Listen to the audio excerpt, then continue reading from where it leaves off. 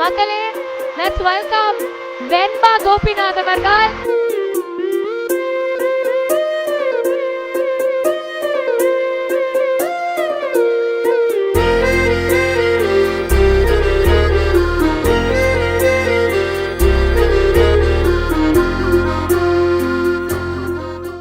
வெண்பா welcome.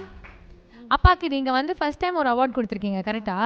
நான் அப்பாவோட என்னோட ஃபேவரட் லைனும் அப்பாவோட ஃபேவரட் லைனும் ஒன்று சொல்லிக்கிறேன்.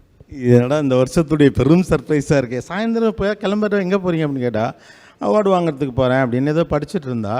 எத்தனை மணிக்கு வருவீங்கன்னா தெரில 10 மணி ஆகிடும் அப்படின்னு சொன்னேன்னா சரி சீக்கிரம் வாங்க அப்படின்னு சொன்னால் இது நான் சரி சொல்லு, இது ஒன்றும் புரியல எனக்கு. சந்தன காற்று நம் ஜன்னலில் வீசட்டும், சரித்திரம் நாளே நம் சாதனை பேசட்டும். நன்றி, வணக்கம். Thank you thank you thank you. ஆக்சுவலாக இந்த சர்ப்ரைஸை ஏற்பாடு பண்ணது யார்? அம்மா. அம்மா எங்கே? அம்மா வந்திருக்கா? அவங்க க்ரீன் ரூமில் இருக்காங்க. தேங்க்யூ, ரொம்ப சந்தோஷம். ஆக்சுவலாக உண்மையாகவே யார் கொடுக்க போகிறான்னு ஒரு சின்ன க்யூரியாசிட்டி எனக்கு இருந்தது தான். அப்புறம் விழாக்குழுக்கிட்டெல்லாம் கேட்பாங்க, அதெல்லாம் கேட்க வேற கூச்சம், நம்ம கேட்கவும் முடியாது. சரி யாராவது கொடுப்பாங்க அப்படின்னு நினச்சேன். இது உண்மையிலேயே பெரிய விஷயந்தான்.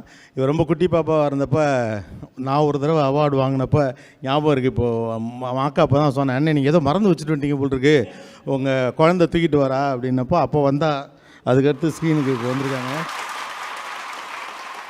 இது ரொம்ப சந்தோஷம், ஒரு புதிய துவக்கம் அப்படின்னு இதை நான் நினைக்கிறேன். ரொம்ப தேங்க்ஸ். Thank you Behindwoods. பசங்களா தேங்க்ஸ்ரா, thanks for this effort. Thanks everyone, thanks a lot. உண்மையிலே ரொம்ப ரொம்ப ரொம்ப ஸ்பெஷல். ஆக்சுவலாக நம்மளால் எந்த லெவல் அப்படின்னு கேட்டிங்கன்னா, ஏதாவது வீடியோலாம் நம்ம யூடியூப்லாம் பேசுனது ஏதாவது வைரல் ஆகும். இது ஆஃபீஸில் பசங்களாம் அப்பா பேசுனதை பாரு அப்படின்னு போட்டு காட்டினா 10வது செகண்டில் சொல்லிடுவா, சும்மா இதை தான் வீட்லேயும் பேசுகிறாரு அப்படின்னு. அந்த அளவு நம்மளை ஓட்டுற டைப்பு.